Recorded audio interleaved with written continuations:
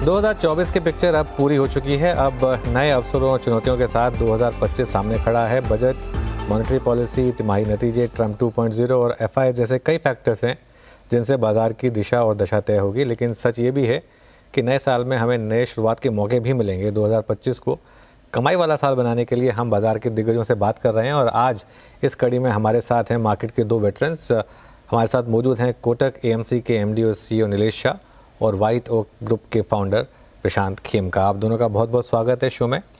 नीलेश भाई, बताइए ज़रा, इस समय कंसिडरिंग पिछले 2-3 महीने में जो मार्केट में वॉलेटिलिटी रही उसको देखते हुए और जो थोड़ा सा कॉन्फिडेंस इन्वेस्टर्स का नीचे आया, 2025 के लिए क्या व्यू लिया जाए?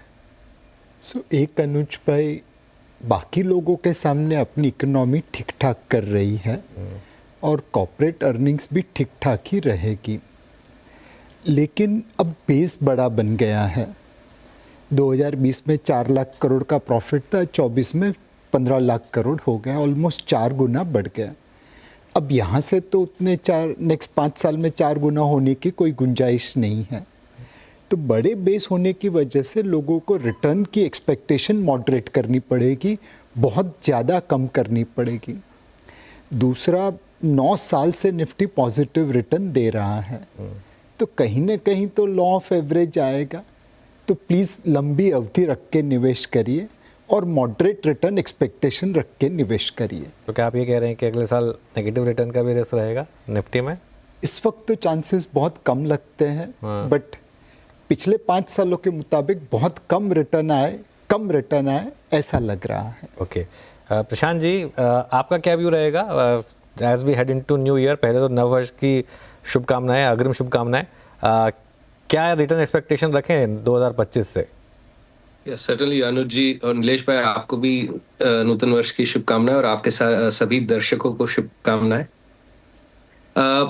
नए वर्ष या किसी भी वर्ष के शुरुआत में अगर आप मुझे पूछो तो मेरी धारणा यही रहती है कि लो डबल डिजिट यानी 10-11% का return equity markets, Indian equity market से एक्सपेक्ट करना इज अ रीजनेबल एक्सपेक्टेशन। और इस वक्त भी हमारा अनुमान यही है कि लो डबल डिजिट रिटर्न आ जाए तो दैट इज वेरी गुड। और इसमें क्या कुछ ऐसा होगा कि फर्स्ट हाफ खराब रहे, सेकंड हाफ अच्छा होगा? कि बहुत लोग ये मान रहे हैं कि जिस तरीके से लास्ट क्वार्टर था, शायद आगे भी क्वार्टर खराब हो तो पहला 3 महीने शायद मार्केट के लिए खराब रहे। तो ये पॉसिबल है क्या कि फ्रंट मार्केट में पहले हाफ में अंडर परफॉर्मेंस हो, सेकेंड हाफ में आउट परफॉर्मेंस हो? प्रशांत जी, आपके लिए था। अनुज जी, मेरा तो ये अनुमान है, हाँ, तो अनुज जी मेरा तो ये मानना है कि ये सब चीजें इम्पॉसिबल है कहनी। अंधेरे में तीर छोड़ने से भी ज्यादा डिफिकल्ट है इनमें निशाने पे लगना। तो हम ये सब ऐसे फोरकास्ट ना तो कर पाते हैं और ना ही कोई करता है, तो उस पे कोई ज्यादा ध्यान देते हैं। ओके, नीलेश भाई, आपका अगर यही सवाल आपसे पूछूं, क्योंकि अब हम जनवरी में क्वार्टरली नंबर्स की तरफ बढ़ेंगे और बहुत लोगों का मानना है कि शायद ये क्वार्टर भी कोई बहुत अच्छा ना हो जो पिछला क्वार्टर था उसके मुकाबले। तो क्या पॉसिबिलिटी है कि मार्केट यहाँ से भी आपको और थोड़ा लोअर लेवल्स दिखाए, भले ही उतना वो शॉक और ऑ वाला फैक्टर ना हो जो Q2 के टाइम पे था? अनुज भाई, जो सेकंड क्वार्टर जीडीपी नंबर आया वो अनुमान से बहुत कम आया, लेकिन जो अर्निंग्स ग्रोथ आई वो मोटा मोटा एक्सपेक्टेशन से थोड़ी कम आई। फर्स्ट हाफ ऑफ FY25 में मोटा मोटा निफ्टी की अर्निंग पर शेयर 550 रुपये तो आ गई है। उम्मीद थी कि 1050 की निफ्टी EPS FY25 में बनेगी। तो सेकंड हाफ में शादियों का सीज़न है, फेस्टिवल सीज़न है और सरकार कैपेक्स कर रही है, तो 500 रुपये की निफ्टी की EPS तो आ जाती दिखती है। सवाल यह है कि उसके बाद वाले साल में क्या हम वही 15-20% अर्निंग्स ग्रोथ दिखा पाएंगे? और वहाँ पे जैसे प्रशांत ने बताया कि थोड़ी विजिबिलिटी कम है। तो मुझे लगता है कि इस बार अर्निंग्स ग्रोथ मार्केट की धारणा के अनुसार आ जाएगा, बट अगले साल धारणा से थोड़ा कम आएगा और इसीलिए आपको रिटर्न एक्सपेक्टेशन मॉडरेट करके निवेश करना पड़ेगा। नीलेश भाई, एक कंपनी जिसने पूरा इस पेन को सॉर्ट ऑफ लीड किया वो है एशियन पेंट्स फॉर एग्जांपल। इस साल 33% के नेगेटिव रिटर्न्स, इतिहास में ऐसा कभी नहीं हुआ कि एशियन पेंट्स इतना गिरा होगा। तो 2 पार्ट क्वेश्चन, क्या ये नई रियलिटी की तरफ हमको बता रहा है कि आगे जाके वैल्यूएशन भी इनके रीसेट होंगे, और दूसरा ये ऐसे ब्लू चिप्स में जिन्होंने इतना पैसा बना के दिया है इवेंचुअली इन्वेस्टर्स करें क्या? सो अनुज भाई, हमारे में एक कहावत है कि समय समय बलवान है नहीं मनुष्य बलवान, काबे अर्जुन लूटियो वही धनुष वही बाण। सो जब कंपटीशन आई तो ऑब्वियसली पेंट इंडस्ट्री में जो एग्जिस्टिंग प्लेयर थे उन्होंने करेक्टिव एक्शन लेना पड़ा, मार्जिन कम किया, प्रॉफिटेबिलिटी पे इम्पैक्ट हुआ, एंड उम्मीद से कहीं ज़्यादा प्राइसिंग हो चुकी थी। तो ये जो एक करेक्शन हुआ है वो इंक्रीजिंग बिजनेस कंपटीशन की वजह से हुआ है। बट अब अगर आप देखें तो धीरे धीरे things will settle down, there will be space for new entrant, and a blue chip company will always be able to bounce back. उनके जो बिजनेस मॉडल थे, उनकी जो डिस्ट्रीब्यूशन नेटवर्क थी, जो प्रोडक्ट इनोवेशन था, वो सब तो अभी भी बरकरार है। सो मेरे हिसाब से एक कोट अनकोट जो कहे ब्रूइस्ड ब्लू चिप, उसमें रिकवरी आने के अच्छे चांसेस हैं, एंड 2025 में इस प्रकार की कंपनीज में आउट परफॉर्मेंस आने के चांसेस है। बट एक चीज़ रिमेंबर करिए कि जब आप ये ब्रूइस्ड ब्लू चिप में जाने की कोशिश करते तो it is like holding a falling knife. ऐसा नहीं है कि आपने खरीदा तो मार्केट का बॉटम बन गया। हो सकता है आपके लेने के बाद मार्केट थोड़ा और नीचे जाए, तो अवधि देना और सही अवधि के नज़रिए से निवेश करना। प्रशांत जी, आपका क्या व्यू है एफएमसीजी को लेकर? जो पेन हमने देखी पिछले क्वार्टर में, क्या वो अपॉर्चुनिटी है या एक थ्रेट है? क्योंकि अभी भी इन स्टॉक्स की वैल्यूएशंस काफ़ी ज़्यादा डिमांडिंग है। सही कहा आपने अनुज जी, और जैसे नीलेश भाई कह रहे थे, ये ब्रूस्ड ब्लू चिप्स, ये आपने एक क्वार्टर का, अनुज जी मैं कहूँगा ये 3 साल से करीबन लेट 21 से अगर आप बास्केट ऑफ ब्लू चिप्स देखो तो काफी अंडर परफॉर्मेंस रहा है। इनफैक्ट ये निफ्टी के इंडिसेस भी है कई, क्वालिटी इंडेक्स, वैल्यू इंडेक्स, तो most of the FMCG companies quality index में आएगी। और एफएमसीजी क्यों, अलग अलग सेक्टर्स की, दूसरे सेक्टर्स के भी अगर आप टॉप क्वालिटी कंपनीज देखो तो ये पिछले 3 साल में काफी अंडर परफॉर्मेंस हुआ है। एंड निफ्टी क्वालिटी इंडेक्स अगर आप देखो तो जिसे वैल्यू इंडेक्स कहा जाता है, वैल्यू इंडेक्स में कई तो सही प्रमाण से वैल्यू भी होता है बट काफी कुछ जंक भी होता है या पुअर क्वालिटी भी होता है। तो 2020, 2021, 2021, 22, 23 और 6 महीने 24 के, ये 3.5 साल क्वालिटी ने काफी अंडर परफॉर्म किया है। इलेक्शन, जो सेंट्रल इलेक्शन हुआ 6 महीने बाद, उसके बाद से ये क्वालिटी का अंडर परफॉर्मेंस कम हुआ है या रुका है। अब ये देखना है कि ये थोड़ा स्ट्रक्चरल लॉन्गर टर्म रहता है। हमारी भी आशा यही है, जैसे नीलेश भाई ने कहा, कि अब क्वालिटी अंडर परफॉर्मेंस करना एज अ बास्केट, में किसी एक पर्टिकुलर स्टॉक या सेक्टर के बारे में नहीं बात कर रहा हूं, but as a basket quality का अंडर परफॉर्मेंस आगे चलते हुए नहीं होगा, ऐसी हमारी धारणा है। ओके प्रशांत जी, आपकी टॉप थीम्स क्या होंगी फिर 2025 के लिए? कहाँ पर आप इंक्रीमेंटल पैसा लगा रहे हैं इस समय?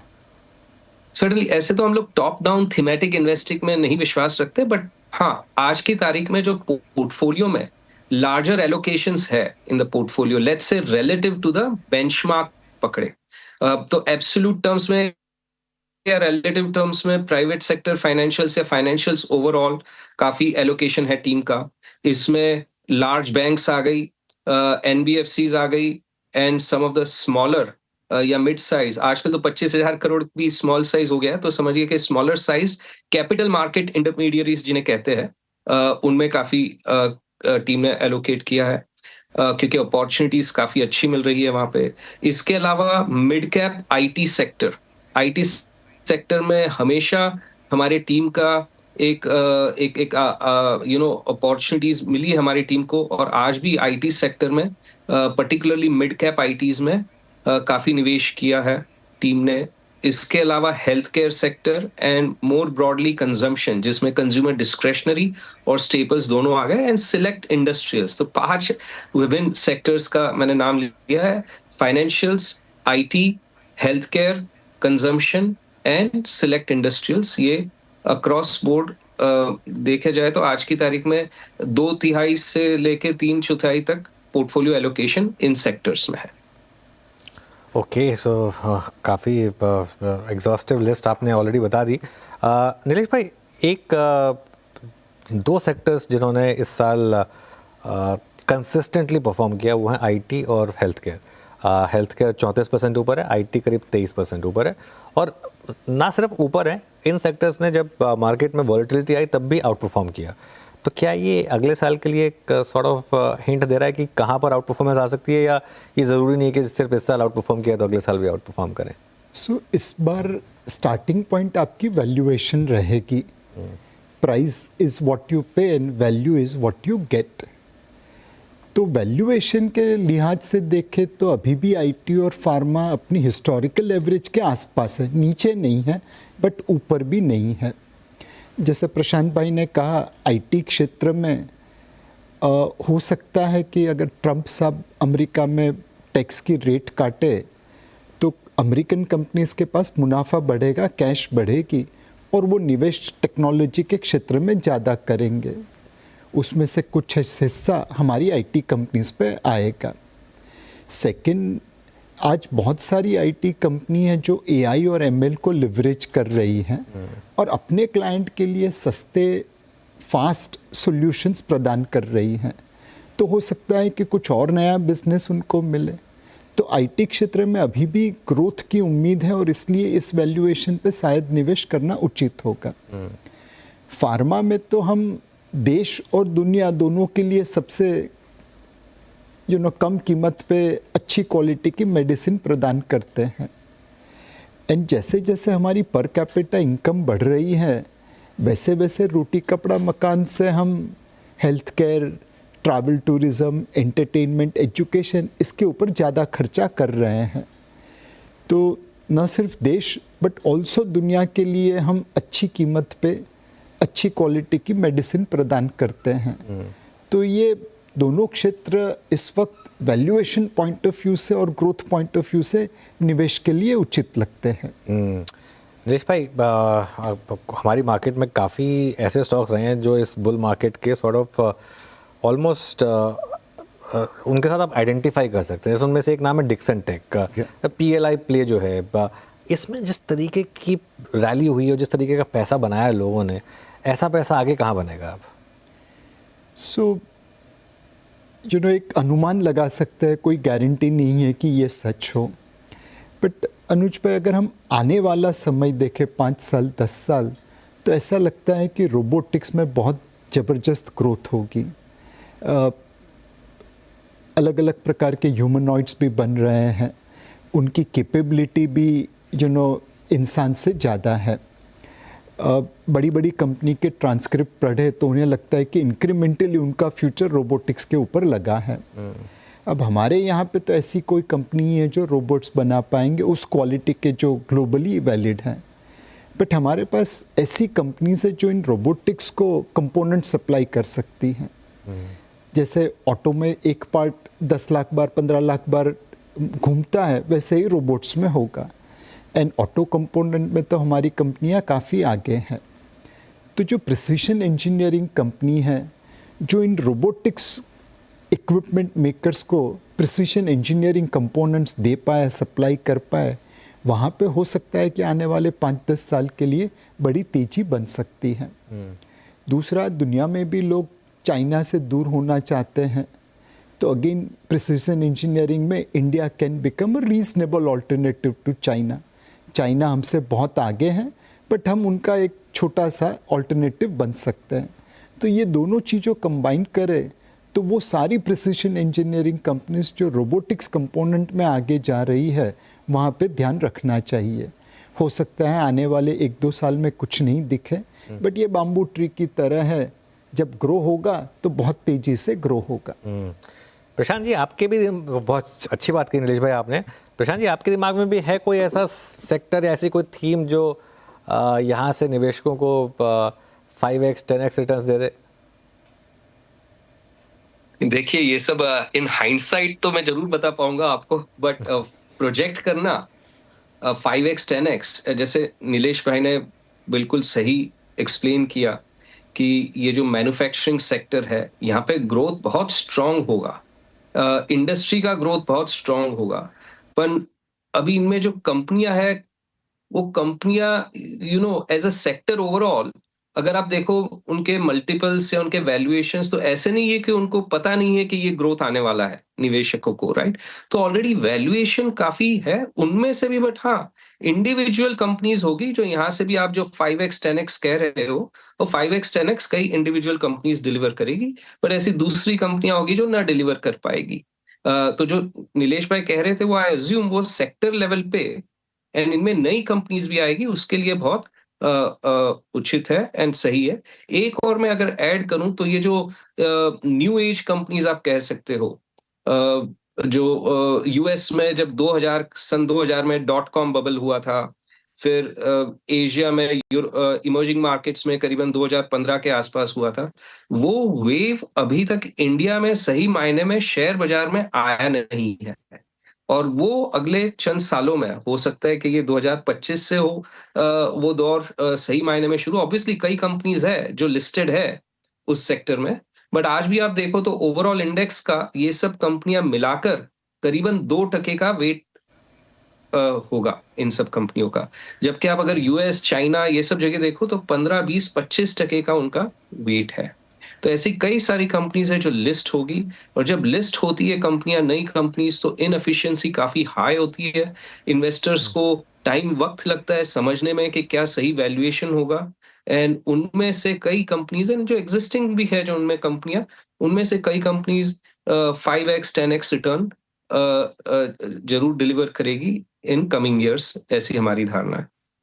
ओके, नहीं और जो एग्जिस्टिंग प्लेयर्स हैं जहाँ बहुत बड़े रन्स आए हैं, चाहे वो जोमेटो हो, स्विगी हो, I am not sure if आप कंफर्टेबल होंगे स्टॉक स्पेसिफिक, लेकिन क्या इनमें भी आगे रिटर्न्स बनेंगे या फिर अब ये बहुत महंगे हो चुके हैं ऑलरेडी? देखिए स्टॉक स्पेसिफिक जैसे आपने कहा बहुत डिफिकल्ट है रेगुलेटरीली हम लोगों के लिए बात करना, बट ये जो सेगमेंट है, ये मेरा कहने का ये मतलब है, ये जो आज 2% है इंडेक्स का, ये आज से 4, 5, 10 सालों में 2% नहीं रहेगा। ये पहले 5% होगा, 10% होगा, शायद 20% हो इन द कमिंग डेकेड और सो। ऑब्वियसली जो सेम कंपनीज है वो इतनी ग्रो नहीं करेगी, इतनी कंपाउंड नहीं करेगी। A lot of new companies जिनकी काफी चर्चा भी रही है, न्यूज में, मीडिया में भी रहे हैं, कई कंपनीज आईपीओ के इस पे एंट्री पे अभी पॉइंट पे है, तो नई कंपनीज भी होगी। और मेरे कहने का ये मतलब है कि इस सेक्टर में आप यूएस में भी देखो, चाइना में भी देखो, तो कई अपॉर्चुनिटीज ऐसी होगी। It's a fast evolving sector, and जो इसमें राइट बिजनेस मॉडल और राइट एग्जीक्यूशन डिलीवर करेगा, वो उन उन कंपनियों में मल्टीपल टाइम्स वैल्यू क्रिएशन होगी। ऐसे नहीं कह रहा हूं दूसरे सेक्टर्स में नहीं होगी, पर आज अगर आप एक सेक्टर का, जैसे आपने कहा कि कहां पर हो सकता है, तो ये सेक्टर सबसे पहले ध्यान में आता है।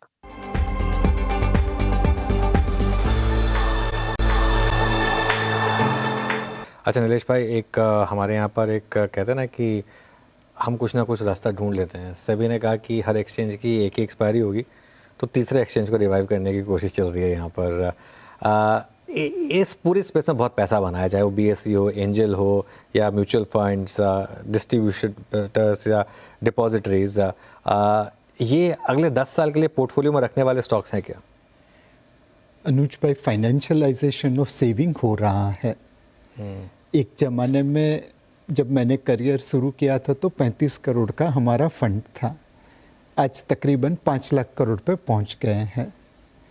आने वाले समय में उस प्रकार का ग्रोथ दिखता ही रहेगा। आज म्यूचुअल फंड में कुछ 5 करोड़ निवेशक हैं, कल को उठ के ये 15-20 करोड़ हो ही जाएंगे। तो अगर आप एक लंबा व्यू लेते हैं तो जो मार्केट इंफ्रास्ट्रक्चर कंपनीज है उनमें निवेश रख सकते हैं। एंड थोड़ा डाइवर्सिफाइड रहिए। कोई एक्सचेंज है, कोई डिपॉजिटरी है, कोई ब्रोकिंग कंपनी है, कोई एसेट मैनेजमेंट कंपनी है, कोई एनबीएफसी है। ये एक डाइवर्सिफाइड पोर्टफोलियो बना के रख के तो ग्लोबली भी देखा है और इंडिया में भी देखा है कि फाइनेंशियलाइजेशन ऑफ सेविंग बहुत पावरफुल थीम है। और जैसे जैसे लोग फिजिकल एसेट्स, रियल एस्टेट, सोने से म्यूचुअल फंड, इंश्योरेंस, बैंक्स यहाँ पे आएंगे तो इन कंपनीज को फ़ायदा होगा। चलिए एक आखिरी सवाल आप दोनों से पूछते हैं। नीलेश भाई आप शुरुआत करिए, एफआईएस कब आएंगे वापस? अगर आप देखें एफपीआई को तो वो आ रहे हैं और जा रहे हैं।